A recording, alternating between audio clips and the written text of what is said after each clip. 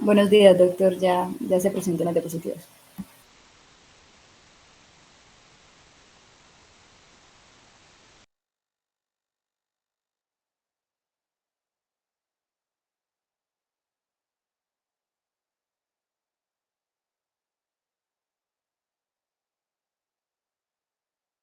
Buenos días compañeros, buenos días doctor. Ya comparto pantalla.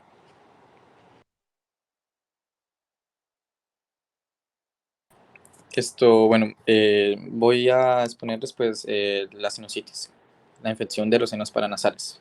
Siguiente, por favor.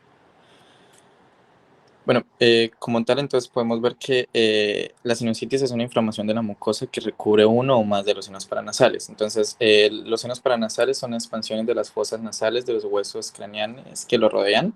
Vamos a tener entonces los senos anteriores que están conformados por el seno maxilar, el seno frontal, el hemoidal anterior y los senos posteriores que van a estar conformados por el esfenoidal y pues el etmoidal posterior. Entonces, algo importante aquí es, digamos, que el seno mayor, uno de los senos que más inflaman, digamos, en la sinusitis es el seno maxilar, porque tiene, digamos, un tamaño más grande, con una ocupación de un volumen de unos 15 mililitros. Después sigue los senos frontales, después con 4 a 7 mililitros, los senos esmoidales con 2 a 3 mililitros. Los senos maxilares se desarrollan a partir del primer año de vida, entonces cualquier inflamación de los senos paranasales que ocurra antes del primer año de vida no puede ser causada por los senos maxilares, sino digamos por un seno esmoidal o frontal. Y los últimos senos que se desarrollan, los últimos senos que se desarrollan son los senos frontales, que van a ser hasta los 12 años de vida. Pues en la imagen podemos ver entonces que un seno paranasal normal no va a tener, digamos, ninguna secreción de moco, digamos, ninguna inflamación o ninguna congestión nasal. Siguiente, porfa.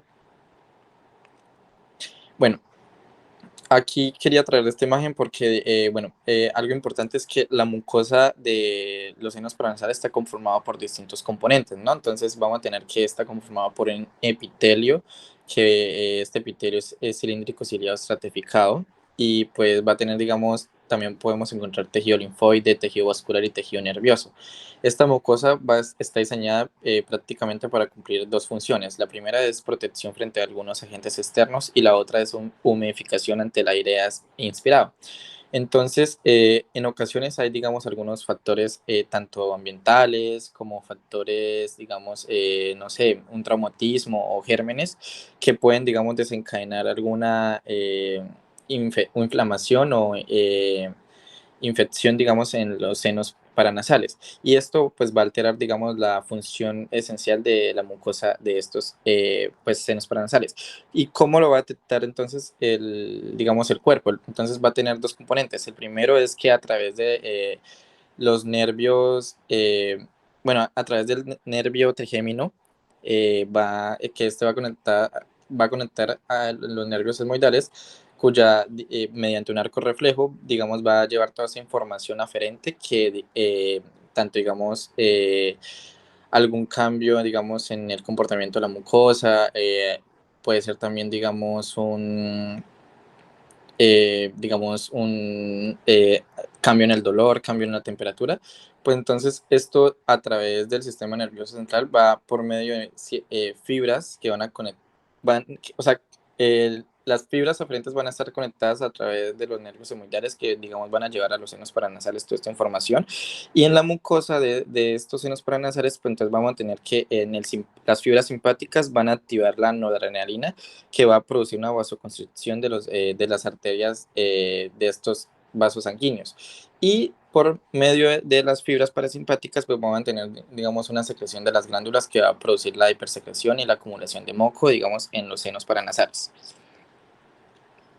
Siguiente. Ya entrando, digamos, en la fisiopatología, pues entonces vamos a tener que una sinusitis, entonces una inflamación de la mucosa y de la membrana de los senos paranasales. Y esto está dado por una obstrucción, digamos, en la ventilación. Algo importante es que entre los senos paranasales van a haber algunos complejos del ostión, que son pequeños huecos que están interconectados entre sí, donde va a drenar, digamos, cierta sustancia o un líquido, digamos, toda esa secreción que se produce y digamos, en un proceso normal, pues entonces esto no va a causar ninguna obstrucción. Sin embargo, digamos, cuando ya hay una inflamación o hay un proceso alérgeno, pues entonces va a ocurrir una obstrucción y esto, digamos, va a llevar, digamos, a un proceso inflamatorio donde las células que van a predominar, digamos, serían los neutrófilos. Entonces, vamos a tener que hay un daño en la mucosa y que esto va a llevar, digamos, a un cambio en el medio que va, digamos, puede ser, digamos, por medio de un proceso infeccioso viral, entonces va a llevar, digamos, a un medio de cultivo, también, digamos, va a retener secreciones y va, digamos, bueno, llevar a una infección bacteriana más adelante y que va, digamos, a tener un bloqueo en los complejos del osteo que va a llevar a la congestión de las secreciones de la mucosa y de esta manera pues va a alterar el intercambio que hay, digamos, en estos senos paranasales. Siguiente. Y pues entonces esta imagen pues la quise traer aquí, digamos, para saber, digamos, cuando, digamos, llega un virus, o sea, bueno, cuando llega un microorganismo, entonces lo más común serían los virus porque en las sinusitis agudas, pues el 90% de los casos se refiere a una sinusitis viral y el 0,5 al 0,2% se refiere ya a una complicación de sinusitis bacteriana. Entonces, tenemos un virus que se va, digamos, a alojar en la mucosa y que esto va, digamos, a llevar a unirse a receptores, digamos, como lo había dicho el compañero anterior, en las posiciones, el rinovirus que tiene su propio receptor, que es el ICANN1, pues entonces va a desencadenar un proceso de inflamación aguda por medio de células proinflamatorias como interleucina 6, interleucina 8, interleucina 18, y que va a llevar a la pérdida de la función ciliar alterada y pues a un aumento de la producción de moco y una ruptura. Por lo tanto, entonces, cuando hay una inflamación, digamos, en el seno maxilar, que normalmente ocupa un área normal de 5 mililitros, cuando hay una patología, digamos acá, pues vamos a tener que esta área se va a reducir a la mitad y pues va a impedir, digamos, como tal, el paso de esta secreción y, digamos, va a llevar a un aumento, a que se mantenga más esta secreción en los senos paranasales. Algo importante aclarar es que los senos paranasales son espacios o son cavidades libres estériles, y por lo tanto entonces son, pues, o sea, no hay como tal ninguna secreción, digamos, proceso alérgeno. Siguiente. Entre la epidemiología, pues entonces podemos encontrar que se puede presentar en cualquier edad. Se dice que la mayoría de las sinusitis de origen viral es más en niños de 6 a 8 años y la sinusitis de origen bacteriana se produce más en adultos. En Estados Unidos se reporta aproximadamente 30 millones de casos anuales. Se evidencia que los niños entre 6 a 8 años se disminuye la incidencia en un aumento por la madurez, por el sistema inmune. Y se dice que, digamos, un niño entre 6 a 8 años, no, un niño representa, digamos, infecciones respiratorias altas entre 6 a 8 veces al año, de las cuales solamente el 10% puede desarrollar, digamos, una complicación de infecciones respiratorias altas, como otitis media o sinusitis o otra complicación. Y solamente el 6 al 13% de los niños presentan sinusitis a los 3 años. Entre la prevalencia, pues se dice que la sinusitis me ocurre más en niños que hayan tenido, digamos, algún proceso ya alergénico o que hayan salido, digamos, de un resfriado común. Y la prevalencia, pues, de la sinusitis aguda bacteriana es menor en niños que en adultos. Siguiente. Aquí, pues, vamos a tener algunos factores que van a desencadenar o digamos, exacerbar el cuadro de sinusitis. Entonces podemos tener por medio una infección viral que puede llevar a un deterioro de la función mucociliar, patógenos bacterianos que pueden llevar a una sobreinfección de bacterias en la flora respiratoria, una alergia que puede llevar a una obstrucción, una hipertrofia de adenoides que lleva a un reservorio bacteriano, por tabaco que puede llevar a sustancias irritantes que pueden, digamos, destruir la mucosa y llevar a congestiones nasales, anomalías estructurales que pueden llevar a un deterioro de la función mucosa, reflujo gastroesofágico que puede llevar a un reflujo nasofaringio, sustancias inmunológicas que pueden llevar a un déficit de inmunoglobulina A, y enfermedades crónicas que pueden como tal llevar a un deterioro de la función mucosal y de la calidad del moco. Siguiente. Bueno, como dije, el 90% de todas las infecciones puede desencadenar una sinusitis de origen viral, mientras que el 0,5 al mientras que del 0,5 al 2% puede desencadenar entonces una infección por sinusitis bacteriana aguda. Entre los virus más comunes que tenemos puede ser el rinovirus, que representa el 25% de los casos, el virus de la influencia por influencia del 10% de los casos, el coronavirus el 20% y el adenovirus el 5%. Entre las bacterias, pues vamos a tener el Streptococcus pneumoniae, que representa el 30% de los casos, el Haemophilus influenzae el 20% y la Moraxella catarrhalis el 20%. Estos son los mismos patógenos que están, digamos, representados en una otitis media o en, digamos, en una infección de vías respiratorias altas. Bueno, vamos a concentrar entonces en las sinusitis aguda, que entonces vamos a tener que se representa porque esta dura menos de 4 semanas y que realmente su diagnóstico es de manera extrahospitalaria y es considerada por un antecedente, digamos, de origen viral. Puede ser, digamos, por un origen viral, también puede ser por un traumatismo, digamos, bucear en aguas profundas o viajes en aeroplanos, por una exposición a sustancias irritantes, como digamos el fumar o consumir tabaco, enfermedades granulomatosas o trastornos, digamos, que alteran el contenido del moco. O también, digamos, puede ser por infección viral o por infección bacteriana. Entre las manifestaciones más comunes que tenemos, pues entonces vamos a tener que va a producir una rinorrea, purulenta o no purulenta, vamos a tener que también se puede producir tos, dolor facial, sensación de presión y cefalea intensa. Algo característico de la sinusitis viral de la bacteriana es que la sinusitis bacteriana puede causar hialitosis o otalgia o odinofagia y también puede causar odontalgia. Y se dice que solamente el 0,2 al 2% se complica una sinusitis bacteriana. No, es atrás. La sinusitis aguda, pues por lo general entonces va a estar más que todo localizado, digamos, en el seno paranasal afectado. Entonces, por lo tanto, se pueden, digamos, recurrir a un examen físico por medio de inspección y palpación, donde, digamos, el seno paranasal va a estar caliente, hematoso, a la palpación pues va a ser muy doloroso y pues la persona pues va a tener mucho dolor. Y puede empeorar cuando la persona se flexiona la cintura hacia adelante o está en un decúbito dorsal. Esto puede provocar también hinchazón, digamos, alrededor de la cara, digamos, si es en el seno muy del anterior o posterior, puede provocar hinchazón alrededor digamos, alrededor del ojo.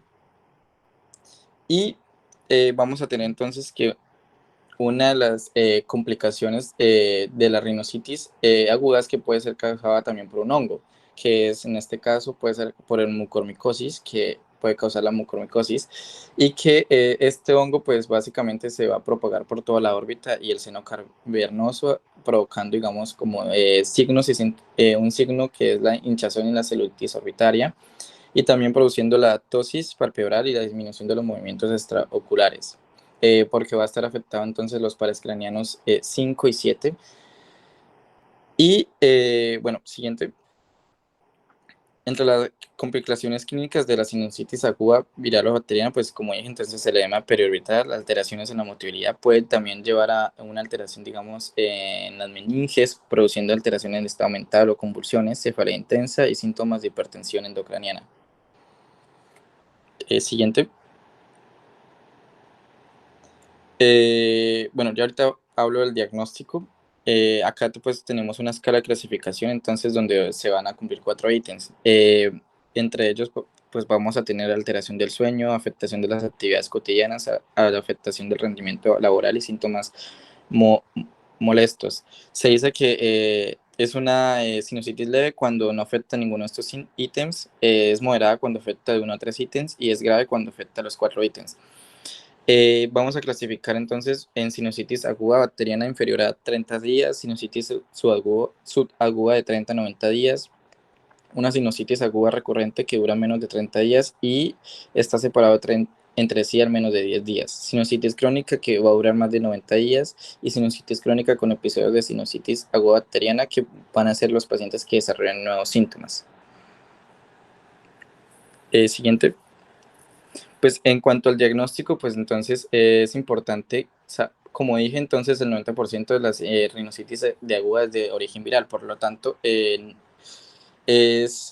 bueno, se dice que cuando al séptimo día de tratamiento el paciente, digamos, mejora con los síntomas, es porque fue una, digamos, sinusitis de origen viral, pero si llega a los 10 días en adultos y a los 12 o 14 días en niños es porque ya es una sinusitis de origen pues bacteriana y pues ya toca, digamos, por medio de otro tratamiento para, digamos, calmar los síntomas.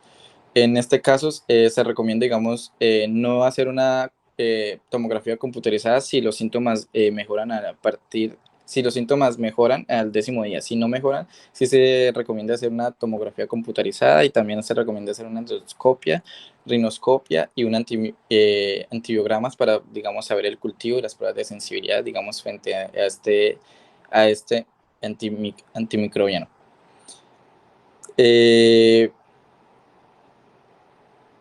Siguiente. Respecto al tratamiento de las sinusitis agudas, pues entonces vamos a tener que primeramente va a ser, digamos, va a ser solamente o para tratar temas de síntomas y facilitar, digamos, el drenaje de los senos paranasales. Por lo tanto, entonces se considera, digamos, hacer lavados con solución salina en las vías nasales y agregar, digamos, un glucocorticoide por vía nasal. Ya cuando se detecta o se sospecha que es una rinosinusitis de vía bacteriana, pues entonces ya se recomienda realizar, digamos, con antibióticos. El más utilizado es amoxicilina con ácido clavulánico de 500 miligramos y 125 miligramos por vía oral cada 8 horas. Y ya la sinusitis de vía crónica, pues entonces es una sinusitis que pues va a estar, digamos, va a durar más de 4 semanas. Va a durar por lo menos 12 semanas y es una sinusitis que va a prevenir un ataque ya no solo viral, sino que acá ya previene, digamos, las bacterias y los hongos, por lo tanto, es una de las, digamos, manifestaciones clínicas más contundentes de esta es que puede llevarse, digamos, a una congestión nasal constante y a una presión o una cefalea intensa constante. Algo importante de esto es que no solamente es por digamos, el patógeno que está, sino también es por una deficiencia en los mecanismos de limpieza de los cilios o una deficiencia de la parte de la mucosa ciliar que va a llevar, digamos, a que sea muy propaga que se entre cualquier virus o, perdón, cualquier bacteria o hongo en este caso y por una inmunodeficiencia del paciente. El diagnóstico de pues entonces va a ser por medio de una tomografía computarizada para saber, digamos, si no tan solo es por origen bacteriano o de hongo, sino también, digamos, por si hay algún defecto anatómico o una masa que esté obstruyendo, digamos, el paso. Y también, pues, vamos a realizar endoscopias y rinoscopias para saber, digamos, el microorganismo que pues, está presente. Como tal, el tratamiento pues es igual, iniciar digamos con lavado nasal, sino pues con glucocorticoide y con un antibiótico. Sin embargo, se dice que como tal no se tratan aquí los síntomas, sino que se hacen digamos por ciclos repetidos de antibiótico-terapia orientada digamos por más de 3 a 4 semanas en cada ocasión. Siguiente. Y pues aquí traje como un diagrama de una sinusitis entonces aguda, pues entonces vamos a tener que se hace la valoración clínica inicial, entonces se determina si el paciente había tenido, digamos, hace poquito no sé, una infección aguda o una infección aguda, una infección de respiratoria aguda, o pues si es alérgico a algo, entonces se determina si es por una alergia. Se puede determinar si es por exposición a una gripe, puede ser por un sinusitis de origen viral, o si ya, digamos, los síntomas progresan a más de 10 a 14 días, entonces ya se dice que es una sinusitis de origen bacteriano.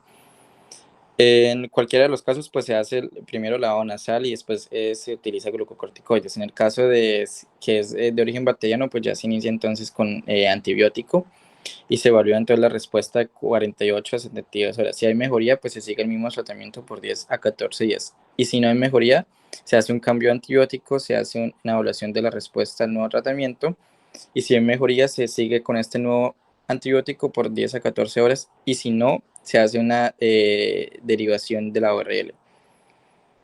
En caso, digamos, de un agravamiento, una complicación, pues se transmite para una intervención quirúrgica.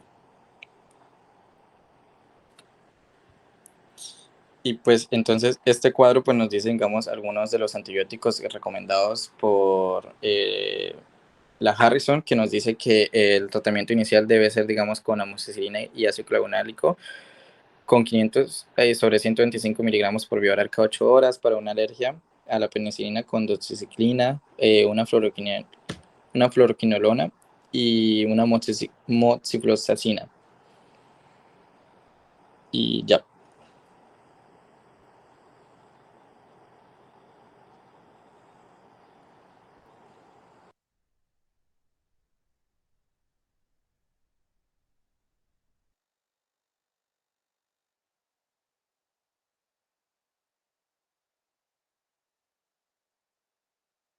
Muchas gracias. Muy bien. ¿Alguien tiene alguna pregunta?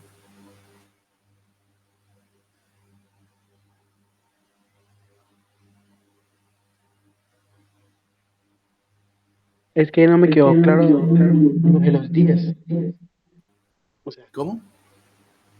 es que no me quedó claro bien lo de los días de la complicación. O sea, en algún lado decía 16, 10.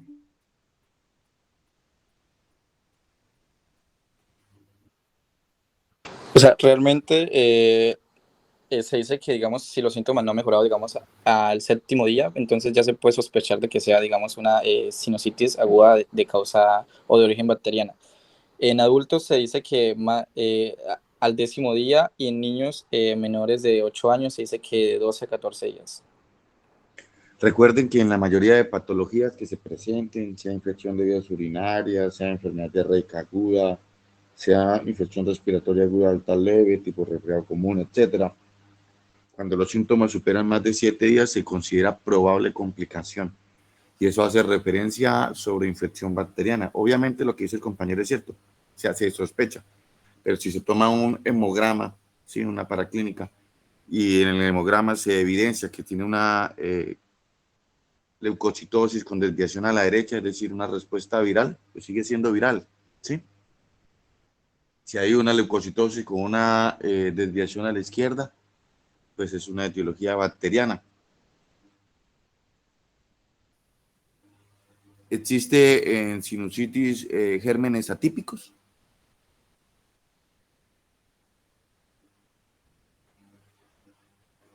¿Cuáles son los típicos y cuáles son los atípicos? ¿Aló?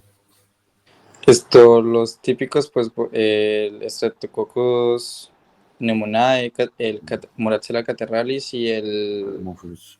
Haemophilus influenzae. Listo. Pero pueden también existir y en raras ocasiones gérmenes atípicos. Recuerden que, ¿cuáles son los gérmenes atípicos? Generalmente son gram negativos, ¿sí? Gram negativos. Mycobacteria pneumoniae, no, Sí. Mycobacter no.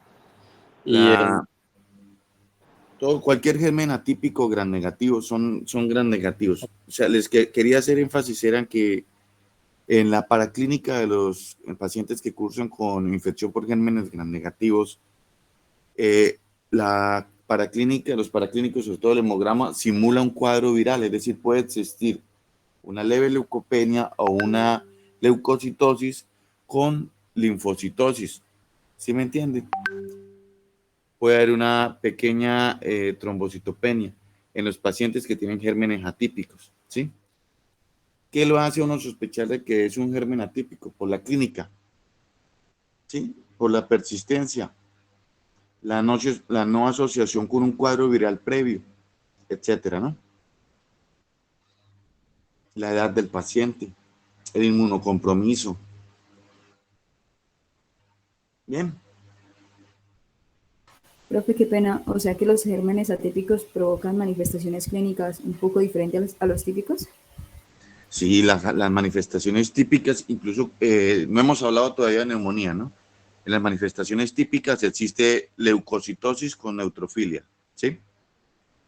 Fiebre, síntomas constitucionales, etcétera, así como a grosso modo. En las atípicas no se produce nada de eso, ninguna. Puede estar afebril, o puede tener una leve febrícula, o una fiebre intermitente o remitente, puede tener un hemograma en el cual no se aprecia leucocitosis, sino al contrario, se ve como una leucopenia, eh, con una ligera neutrofilia, o incluso puede haber una desviación a la derecha, es decir, una linfomonocitosis, puede haber una leve tendencia a la trombocitopenia, ¿sí? Por eso se llaman atípico, es un cuadro totalmente diferente a lo que se debería esperar, ¿sí?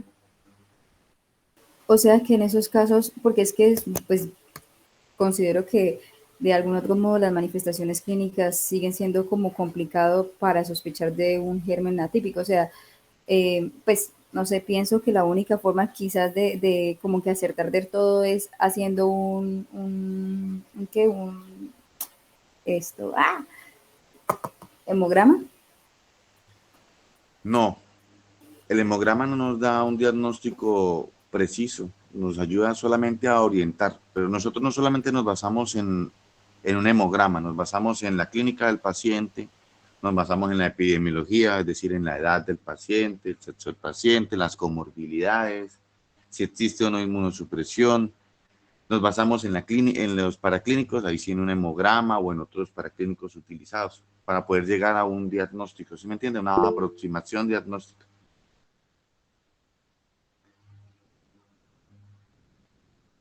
No solamente nos basamos en un laboratorio, ni solamente en la clínica, también en la epidemiología.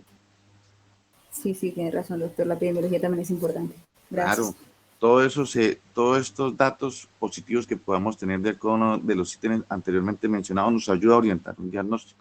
Y es lo que uno, en un análisis de una historia clínica, de una patología, uno interpreta, integra todos esos datos para decir, considero que por tal motivo, o descarto tal diagnóstico por tales motivos.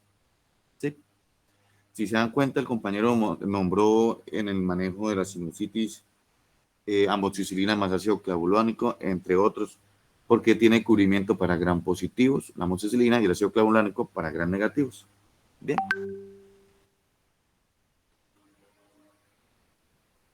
Listo, doctor. Sí, yo tampoco había caído en cuenta en cuanto a los antibióticos que había mencionado el compañero, que también tiene Siempre, espectro gram sí, negativo, que también yo, viene siendo yo, los sí, yo sé que este semestre es sexto semestre, ya solamente estamos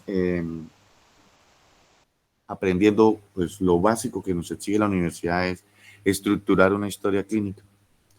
No lo hemos podido hacer en el ejercicio prácticamente. Necesito que ustedes se sienten allá frente a un paciente y empiecen a estructurar una historia clínica.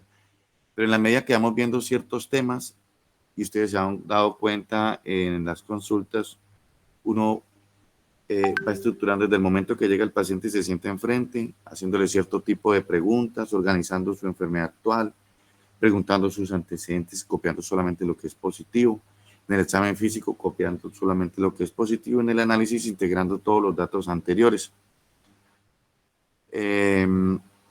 Tan pronto en la otra semana ustedes hayan pasado por la inducción, Vamos a empezar ese ejercicio uno por uno, sentándose y haciendo este ejercicio de ir haciendo una historia clínica, para que al final de esta primera rotación ustedes ya puedan hacer una historia clínica.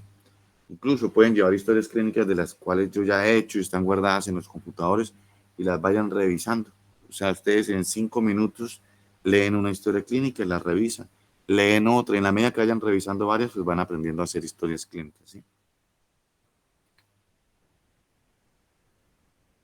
¿Listos? Listo, doctor, muchas gracias. Yo también le iba a Vale. preguntar exactamente eso, que si pues, nos pueda de pronto facilitar lo de historias clínicas para ir como Sí, sí. practicando, estudiando y Sí. eso, pues ya Necesito que para la las, próxima semana. sí, que las vayan leyendo por el momento y para que sepan después que van a ir preguntando. Este semestre solo les exige hacer historias clínicas, pero cuando nosotros hablamos de ciertos temas, hablamos no solamente de una historia clínica que se debe preguntar, qué datos son positivos, qué vamos a encontrar en el paciente, como lo hemos hecho en la práctica, ¿sí? Sino que también vamos a hablar una parte de tratamiento, aunque este semestre no es para esto. Eso es por allá en medicina interna, incluso en los últimos semestres. Pero los vamos hablando de una vez porque a la medida que vayamos manejando todo el tiempo, más fácil es para ustedes irse acostumbrando y adaptando a tener un pensamiento crítico y clínico. ¿Listo? Bueno, Listo, muchachos, doctor, gracias. qué otro tema vamos a ver hoy? ¿O ya? Doctor, pues sigue neumonía. ¿Sigue qué? Neumonía. Neumonía, bien, bien. Vamos a hablar sobre empiema, complicaciones neumónicas, acceso pulmonar, Sí. neumonía necrotizante, todo eso. Sí, pues lo mencionan las complicaciones. No, no, porque lo menciono, no, eso hay que hablarlo a profundidad. No. Pues realmente como el tema era neumonía, pues lo mencioné fue en las complicaciones, no lo Neumonía, tengo. neumonía, es que ¿por qué No, sí, hablar? o sea, Hablamos, bueno, hablemos de neumonía. Lo que haga falta lo complementamos entonces mañana. ¿Por qué les digo? Porque es que neumonía es un tema que el médico general tiene que manejar al derecho y al revés. Deberíamos ser expertos en neumonías porque nosotros vemos siempre neumonías y es lo que tenemos que descartar y de enfermedades diarreicas y pues las patologías comunes de los servicios de urgencia es lo que uno como médico general siempre va a manejar todo el tiempo. De esos temas los tenemos que manejar muy bien. ¿Listo? ok. Bueno, bien pueda.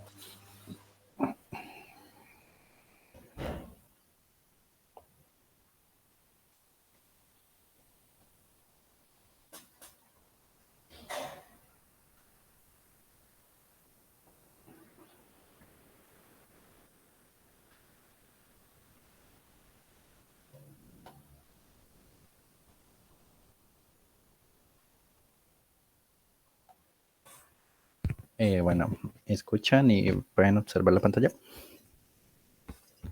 Sí, Listo. Entonces, el día de hoy me corresponde hablarles sobre la neumonía. Bueno, entonces empecemos. La neumonía como tal la vamos a tener que clasificar primero en unos síndromes parenquimatosos pulmonares.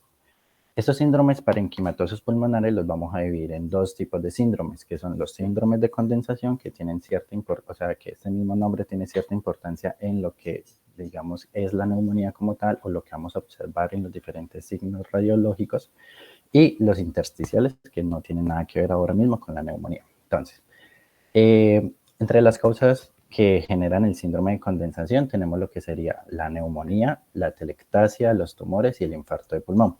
Por ahora, entonces, nos corresponde hablar de lo que sería la neumonía. La neumonía, pues, es una inflamación del parénquima pulmonar y esto va a ocurrir como tal debido a la llegada de un microorganismo. Se va a expresar clínicamente por fiebre y tos, con expectoración o no. Obviamente, esos digamos que son síntomas o signos que son muy por encimita. Más adelante vamos a ir hablando de lo que tendría que ver con respecto a los atípicos, a los típicos, etcétera. Pero digamos que la neumonía se suele expresar de esa manera. Clínicamente, el paciente va a llegar con fiebre, con tos y puede tener expectoraciones o no. Los agentes etiológicos pueden ser virales, bacterianos o también pueden ser fúngicos. antes de pasar esta diapositiva, observamos ahí entonces una radiografía de tórax que está de frente y también vemos una tomografía computarizada de tórax. En esta, en la parte de imágenes o de la radiología, podemos observar un signo característico de lo que es la neumonía.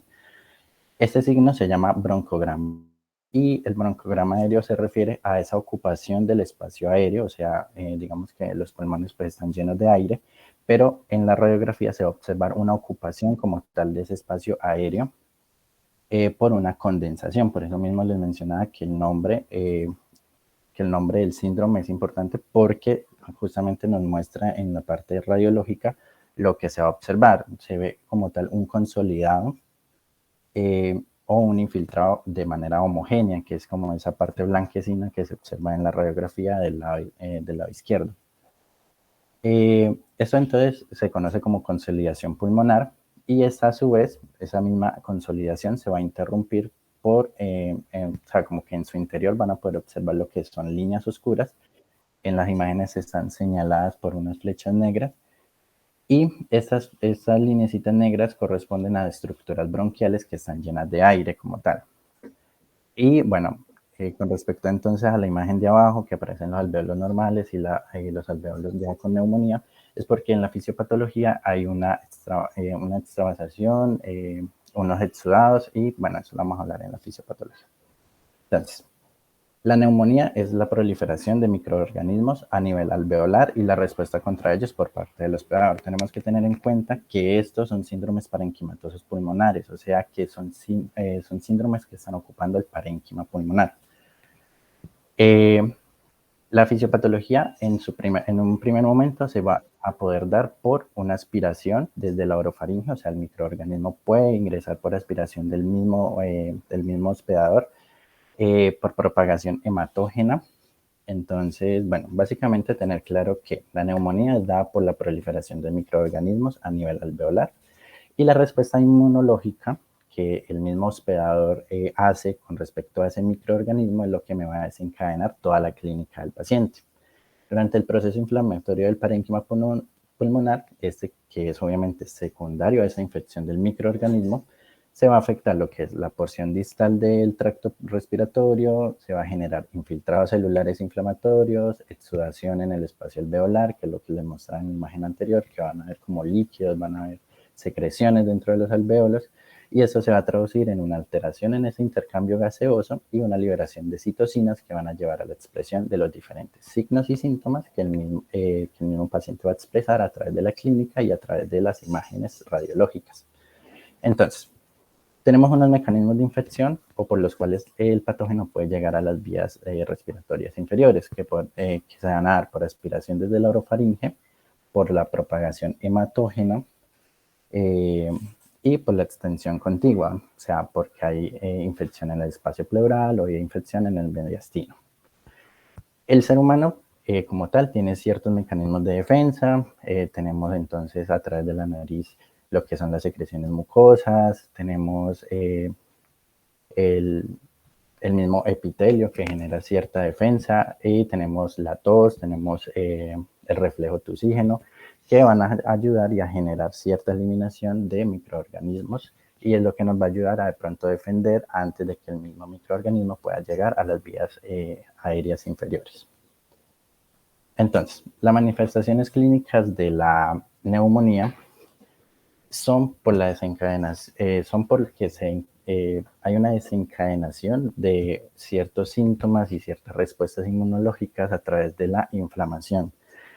La inflamación se va a dar desencadenada por los macrófagos alveolares y realmente la clínica que va a presentar el paciente o esas manifestaciones se van a dar netamente porque la capacidad de los macrófagos alveolares se ve superada, o sea, ya no se puede, digamos que los macrófagos ya no...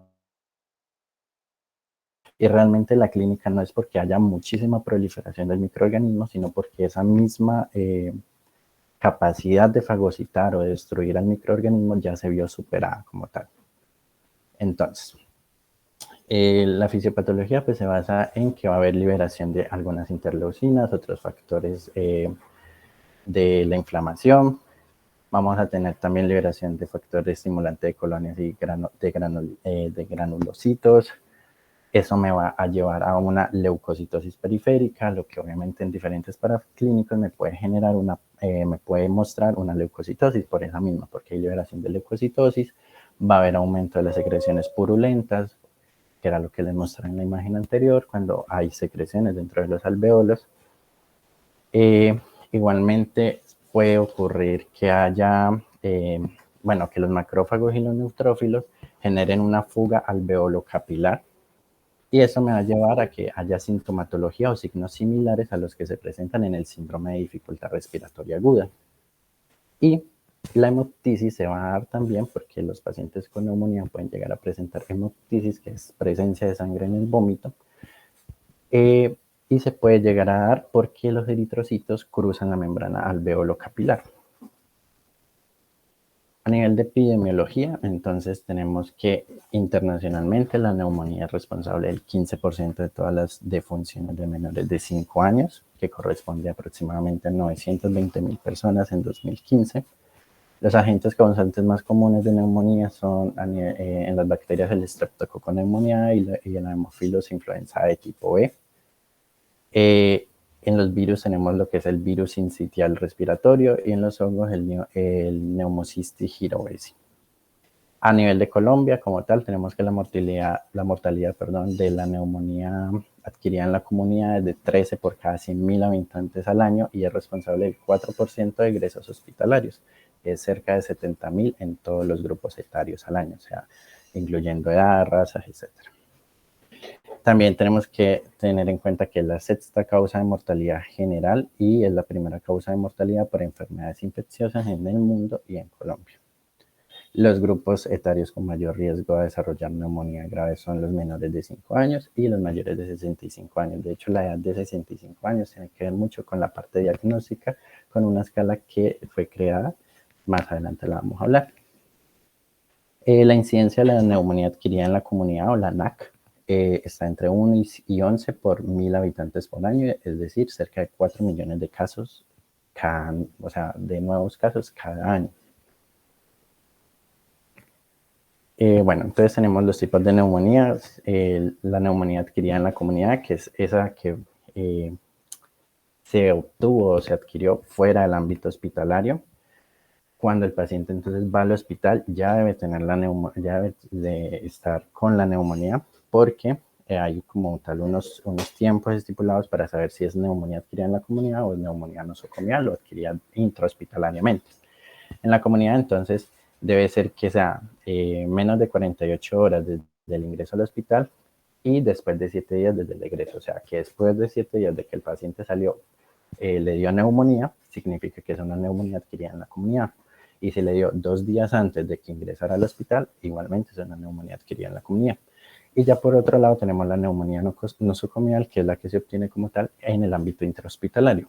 Entonces la neumonía adquirida en el hospital va a ser adquirida 48 horas después de que ingrese en el hospital y no puede pasar más de 7 días desde que se considera como una neumonía adquirida intrahospitalariamente.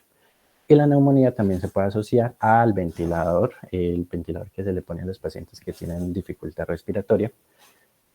Esta debe ser adquirida 48 horas después de la intubación endotraqueal o en las 48 horas siguientes a la extubación. Si no, no puede ser considerada una neumonía asociada al ventilador.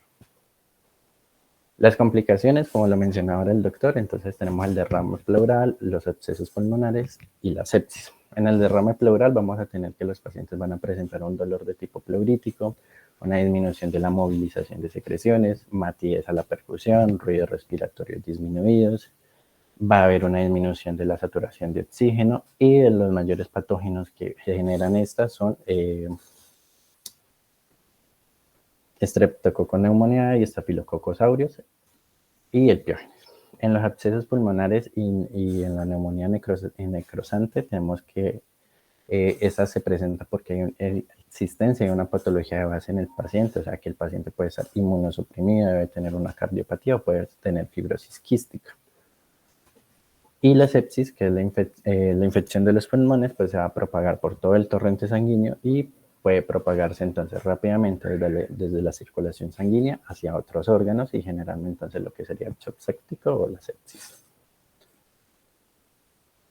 En la etiología entonces tenemos lo que son los etiológicos típicos, los atípicos y digamos que como en un paréntesis tenemos los virales.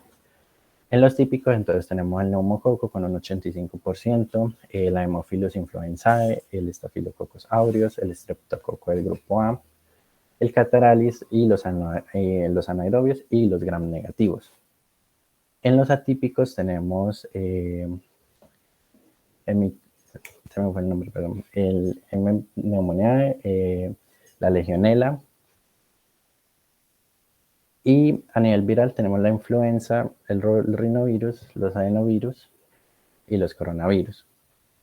El Streptococo pneumoniae tiene una baja prevalencia a nivel de los atípicos en el mundo, pero en Colombia tiene una alta prevalencia. La neumonía típica presenta una sintomatología un poco distinta a lo que es la neumonía típica, por eso les mencionaba al inicio que la sintomatología que les estaba mencionando al inicio no era general, sino que hay, digamos que diferencias entre una y la otra. En la típica se va a presentar fiebre, va a haber dolor torácico de tipo punta de costado y tos con espectrosas, mientras que en la típica va a haber disnea o dificultad respiratoria, va a haber tos seca, va a haber fiebre escasa, va a haber dolores de cabeza o cefalea, va a haber vómitos, diarrea, mialgias y deterioro del estado general. En los factores de riesgo, entonces tenemos que uno de los factores de riesgo es tener más de 65 años y menos de 2 años, tener inmunosupresión, beber alcohol, tener una disminución en el reflejo nauseoso o de la tos, pues por lo mismo, por los mecanismos de defensa que tenemos, pues contribuye a que el microorganismo pueda ingresar de manera más fácil al organismo y se pueda propagar mucho más fácil. Igualmente el consumo de tabaco, la hospitalización interna de ancianos, la hospitalización justamente porque la neumonía puede ser o adquirida en la comunidad o de manera intrahospitalariamente. Y va a haber enfermedades crónicas y también un factor de riesgo son las enfermedades crónicas como las cardiopulmonares y un ejemplo de eso sería el asma. Entonces, a nivel de diagnóstico tenemos el CURB-65, se utiliza y está ahí en la tablita para poder dar un puntaje y saber cuál es el riesgo del paciente y si el paciente debería ser internado de forma inmediata o se le puede dar, digamos que una espera. E igualmente tenemos la Pneumonia Severity Index, que esta recolecta datos demográficos, enfermedades concomitantes, hallazgos en el examen físico y hallazgos en ayudas diagnósticas. Entonces, en la parte de aquí del CURB 65 va a haber 4 variables. Vamos a tener la confusión, o sea, que el paciente se presente con desorientación reciente en lo que sería tiempo, lugar y persona, o sea, que no esté orientado en sus 3 esferas. La uremia, la respiración. La uremia debe ser una urea sérica mayor a 7 milimoles por litro, la respiración que sea mayor o igual a 30 respiraciones por minuto. La tensión, perdón, que la presión arterial sistólica sea menor a 90 milímetros de mercurio o que la presión diastólica sea menor o igual a 65 milímetros de mercurio. Y el 65 corresponde a la edad, o sea, que la persona tenga más de 65, o sea, 65 o más años. Cada uno de esos ítems me va a dar un punto. En Colombia, en el 2016, validaron el CRB-65, que es omitir la uremia, o sea, no realizar la uremia. ¿Por qué? Bueno, porque sin necesidad de tener en cuenta el resultado de la urea, evitando, digamos, que tener ese parámetro de laboratorio en la escala, se puede tener, digamos, que un resultado con la capacidad suficiente para discriminar de manera correcta si una persona tiene o no tiene neumonía. Y al eliminar la parte de la urea, lo que hicieron fue, pues digamos que permitir que en todos los niveles se pueda presentar este tipo de exámenes. Pero el CURB 65 por la parte de la uremia es un poco complicado que a un primer nivel tal vez sí, un primer nivel pueda realizar ese tipo de mediciones, pero al ser la CRB 65, sin la necesidad de incluir la uremia, se puede realizar en cualquier nivel de atención médica en Colombia. ¿Cómo se lee esta tabla o cómo se define el diagnóstico? Bueno, como les mencionaba, cada uno de los ítems pues tiene una puntuación de 1. Entonces, si la persona está desorientada en sus 3 esferas, pues tiene un punto. Si presenta una uremia sérica mayor de 7 milimoles por litro, también genera un punto, etcétera, etcétera.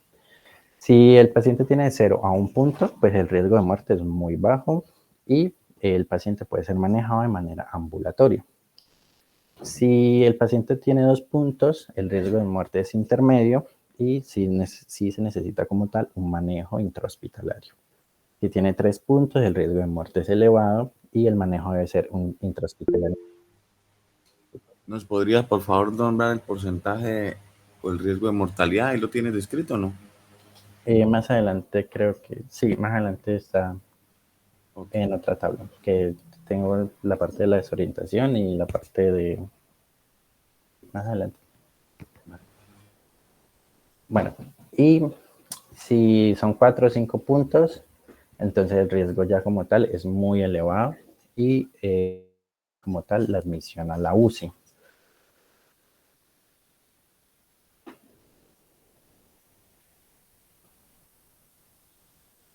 Bueno, entonces, tenemos que tener en cuenta como tal el test mental, que es un test para poder considerar la parte de la confusión en el examen, en la escala de CUP 65. Y este lo vamos a hacer de la siguiente manera. Si la persona, bueno, una puntuación, el examen nos permite tener una puntuación total de 0 a 10. Cuando la persona acierta en ciertas preguntas, pues cada parámetro me va a ir sumando un punto. Si la persona tiene 8 o menos, eso va a implicarme como tal una alteración en el estado mental de la persona.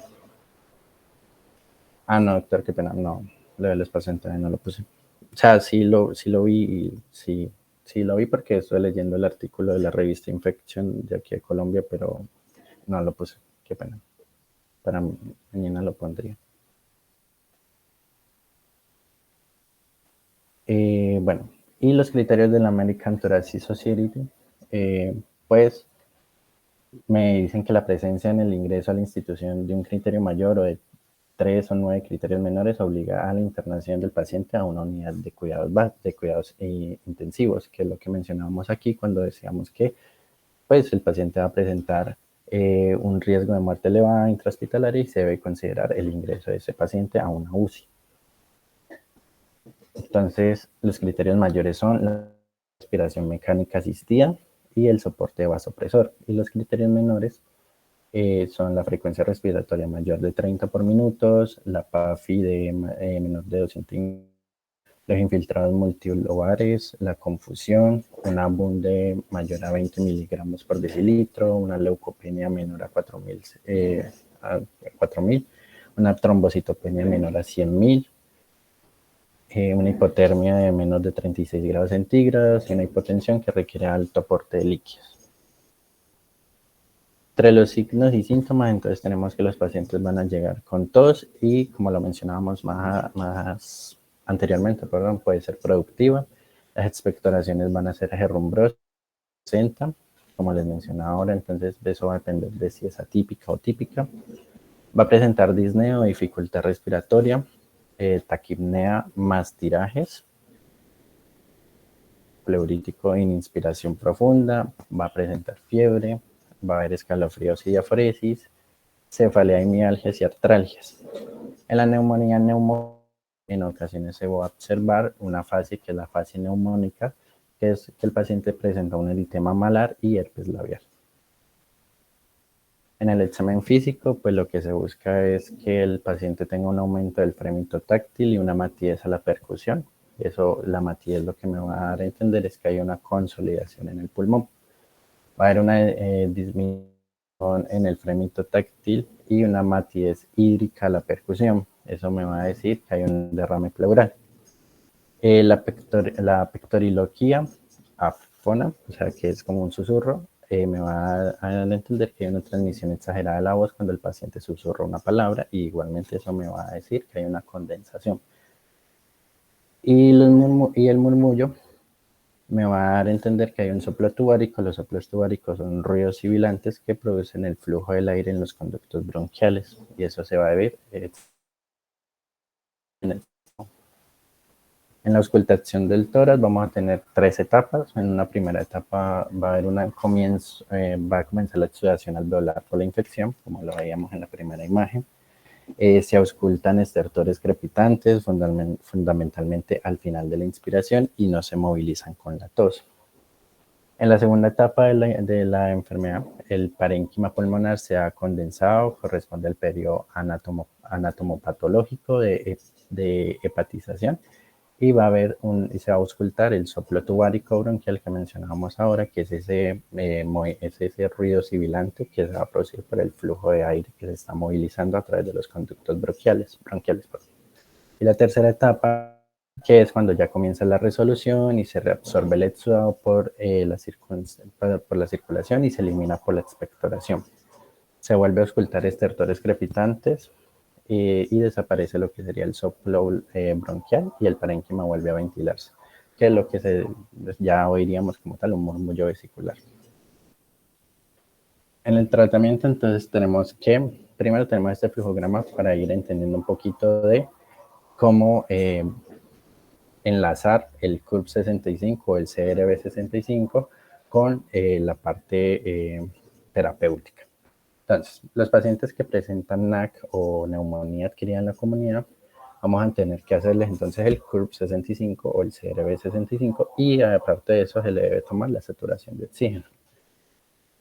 Si el CURB65 o el CRB65 me marca un punto y una saturación de oxígeno menor a 90%, va a haber una imposibilidad de medicación oral, va a haber una falta de que haya una imposibilidad de medicación oral, una falta de soporte familiar y una difusión pleural. Entonces, si la respuesta a eso es un no, vamos a tener que darle un tratamiento ambulatorio al paciente, y si la respuesta es un sí, el paciente va a ser hospitalizado. Por otro lado, entonces, si el CURB65 o el CRB65 con saturación arterial de oxígeno me da menor a 90 y el CURB me da de 2 a 4 puntos, me va a decir que el paciente debe ser hospitalizado, que eso ya lo vimos también en la parte del diagnóstico. Y vamos a tener que tener en cuenta unos criterios, que es lo que vimos ahora igualmente, que se presente un criterio mayor o 3 menores. Si se presenta entonces un criterio mayor o 3 menores, vamos a tener que aplicar al paciente una terapia intensiva, y si no, el paciente puede esperar en sala general. Y los tratamientos entonces para esto son: para la neumonía adquirida en la comunidad, vamos a dividirla en 3 grupos. Entonces, en el grupo 1, que es cuando hay un puntaje de 0 a 1 punto en la escala de CRB65 o de CURB65. Entonces, el paciente puede presentar que sea sano, sin factores de riesgo, o con factores de riesgo, enfermedades concomitantes. Lo mencionamos ahora en la parte de los factores de riesgo, que por ejemplo el paciente beba, que el paciente fume, que el paciente esté inmunosuprimido, etcétera, pueden ser entonces estos factores. Entonces, si el paciente se presenta de manera sana, sin factores de riesgo, pues vamos a seguir el tratamiento ambulatorio. La primera línea es amoxicilina, y las alternativas pueden ser, es amoxicilina, claritromicina o acitromicina. Y las alternativas pueden ser doxiciclina, y en casos de alergia a las penicilinas o intolerancia a los macrólidos o las tetraciclinas, se debe considerar moxifloxacina. La duración del tratamiento es de 5 a 7 días cuando se utiliza acitromicina, y el tratamiento debe ser por 3 a 5 días mínimo. Cuando hay un factor de riesgo como tal, o sea que el paciente fuma, bebe, está inmunosuprimido, el tratamiento sigue siendo ambulatorio, porque pues de todas maneras el puntaje del CURB es de 0 a 1 puntos, entonces pues realmente no representa como tal un riesgo. pero aún así debe dársele un tratamiento ambulatorio. La primera, de primera línea es la amoxicilina más ácido clavulánico. También puede ser ciatromicina o acitromicina. Y la alternativa a estos puede ser cefuroxima. Y en caso de alergias, pues a las penicilinas o a los macrólidos, puede ser las fluoroquinolonas como la moxifloxacina. En el caso de entonces de que ya estemos en el grupo 2 de lo que sería la neumonía adquirida en la comunidad, que es cuando tenemos un CURB o un CRB65 de 2 en la escala, vamos a tener que el paciente presente sin factores de riesgo o sin enfermedades concomitantes, o que lo presente con factores de riesgo para bacilos gram negativos, o que presente un factor de riesgo para neumococo resistente a las penicilinas, o que el paciente deba ser hospitalizado por razones socioeconómicas, que era lo que veíamos ahora en el flujo, en el primer flujograma, que es cuando el paciente presenta imposibilidad de medicación oral o falta de soporte familiar, que es cuando entonces estas personas deben de ser hospitalizadas por razones socioeconómicas, a pesar de que de pronto no deban de serlo, o no deban de ser pues hospitalizadas como tal. Pero bueno, entonces, si la persona está sin factores de riesgo o enfermedades concomitantes dentro de las hospitalizaciones en sala general, fuera de la unidad de lo que sería la UCI, pues cuidados intensivos.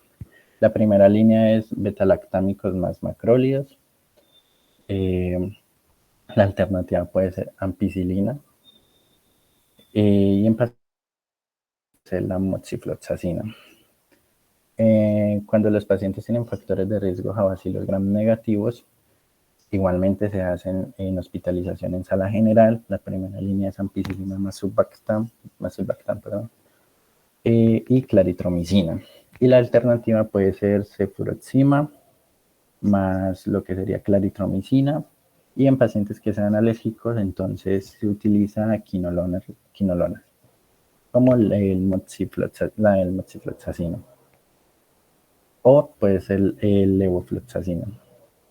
Cuando el paciente presenta riesgo de resistencia a la penicilina, de neumococo resistente a la penicilina, se hace, bueno, en caso de sospecha de neumococo resistente a la penicilina, entonces se da ceftriaxona más claritromicina.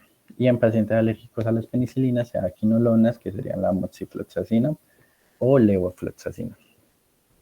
Y cuando ya el paciente está hospitalizado por razones socioeconómicas, se da el tratamiento igual al grupo 1A, que sería el de pacientes que están sanos sin factores de riesgo. Ese sería el tratamiento para estos pacientes que son hospitalizados simplemente por razones socioeconómicas. O sea, que digamos que en sus casas o en su lugar de residencia no van a poder tener el tratamiento adecuado.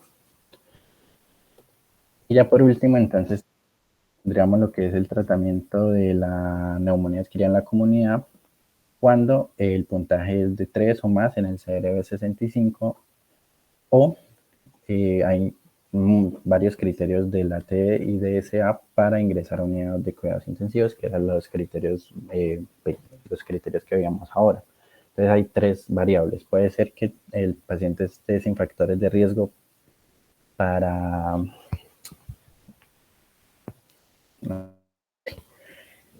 Pero bueno, entonces estos pacientes deben de ser sí o sí hospitalizados en unidad de cuidados intensivos, como lo mencionamos ahora en el CURB 65, cuando esos pacientes tienen 3 puntos, ya deben de ser pues como tal hospitalizados y se debe considerar si deben de ser hospitalizados en lo que sería una UCI. Para eso se utiliza entonces el CURB y igualmente los criterios de ATS y DCA, porque son criterios que me ayudan a saber si se debe considerar o no internarlo en una UCI. La primera línea para estos pacientes es ampicilina más sulbactam y también se le debe administrar claritromicina. La alternativa a este puede ser cefuroxima más claritromicina.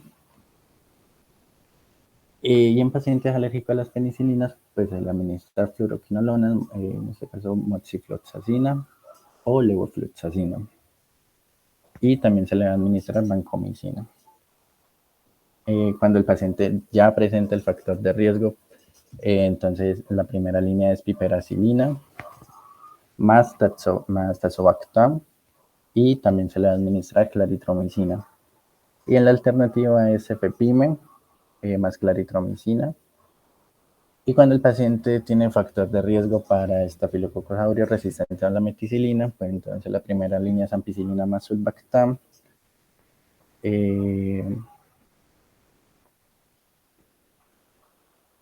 O la alternativa puede ser la piperacilina más tazobactam más claritromicina. O la cefepime, que es orina, más claritromicina. Y listo.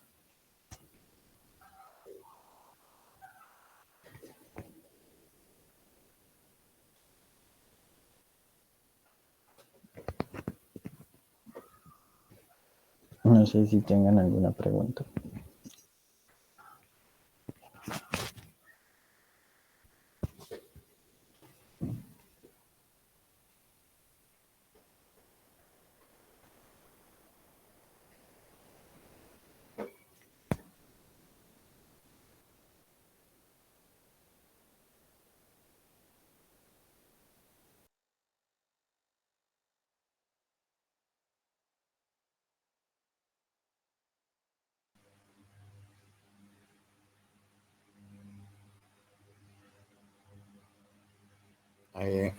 Muchachos, ¿ya se acabó la exposición?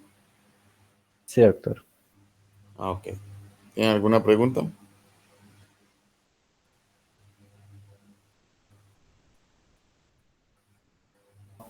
Pues, profe, yo sí tengo una respecto a la epidemiología. Pues es que estuve buscando datos epidemiológicos, pero pues la verdad no encontré.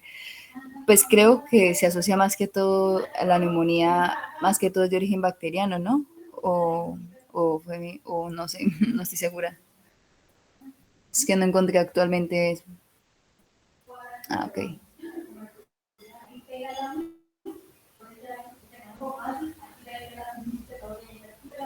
No entiendo la pregunta. O sea, que si la neumonía es más que todo de origen bacteriano, No, o puede ser de cualquiera de los que el compañero mencionó ahí en la diapositiva. exactamente. Puede ser viral, bacteriano, por gérmenes atípicos, por hongos, etcétera. Ah, ok, o sea que no hay como una tasa de decir es más que todo de bacterias que de virus, no, sino en general de cualquiera. Ah, listo. No, pues no lo pusieron en la exposición, pero aproximadamente el 40 al 60% es viral. El porcentaje Ah, ok. restante es bacteriano. Listo, doctor. Y esto, o sea que más que todo se trata, pues como son virales, se trata de acuerdo a la sintomatología del paciente.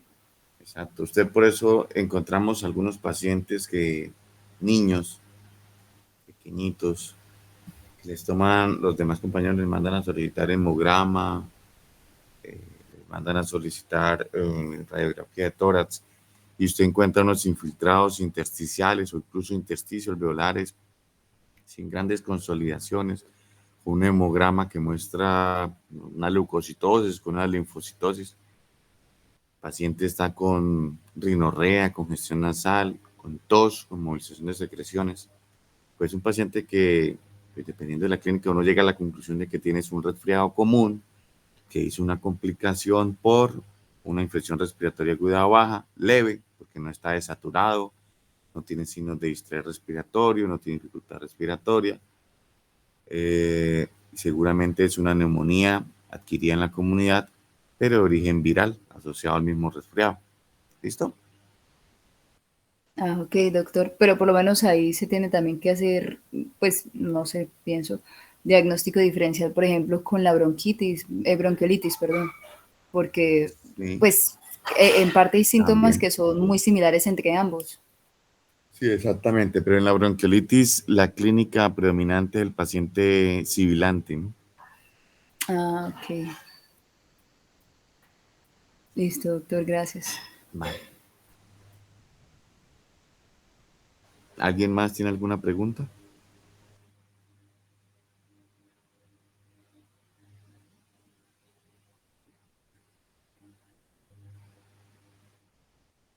No hablaron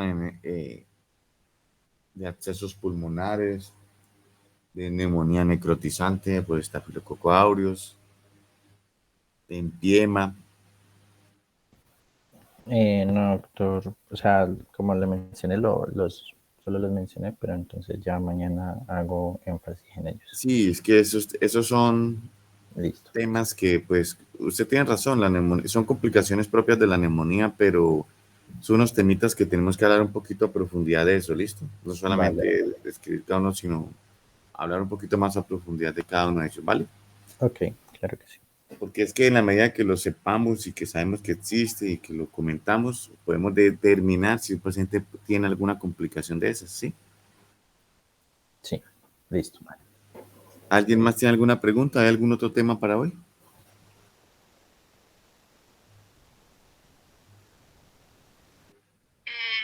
Grupo también está para hoy. ¿Qué tema está para hoy? No entendí. EPOC, dijo la compañera. ¿Qué? Creo que es. Ah, CRUP, perdón. Ah, me asustó. Pero eso lo podemos dejar para mañana.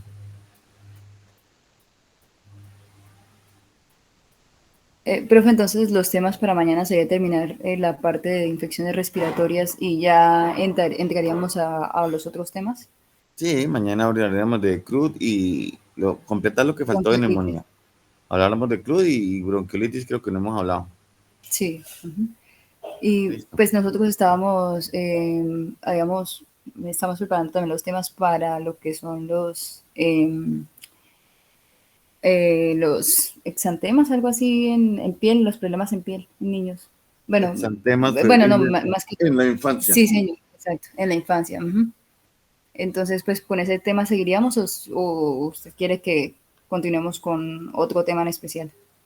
A ver, ya hablamos falta hablar de CRUD, bronquiolitis, hablamos de asma, neumonías, Ujú. resfriado común, sinusitis, otitis media, faringoamigdalitis. Hablamos de infección de vías urinarias, enfermedad diarreica aguda. Cefalea Hablamos también. de cefaleas primarias.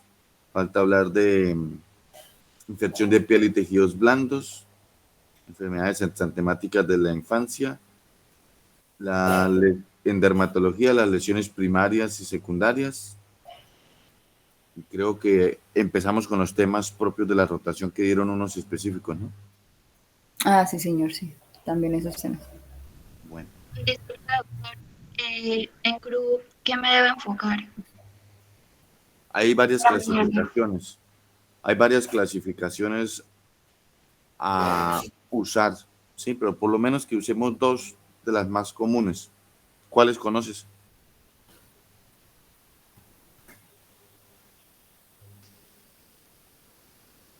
¿Aló?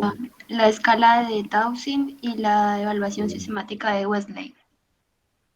Sí, entonces mañana nos las mencionas en detalle. Mencionas la sensibilidad y especificidad de cada una de las escalas. Habla de los síntomas, los signos principales en un paciente con CRUP, obviamente todo lo de epidemiología, etiología y el manejo. Bueno, doctor, gracias. ¿Alguien más? Hay pues, la neumonía necrotizantes, acceso broncopulmonar neumónico, el empiema, derrame pleural. Para mañana. Listo, muchachos. Nos vemos mañana. Dios mediante. Listo, profe, muchas gracias. Que estén muy bien. Hasta luego. Gracias, Hasta hasta luego. luego, Hasta luego. gracias.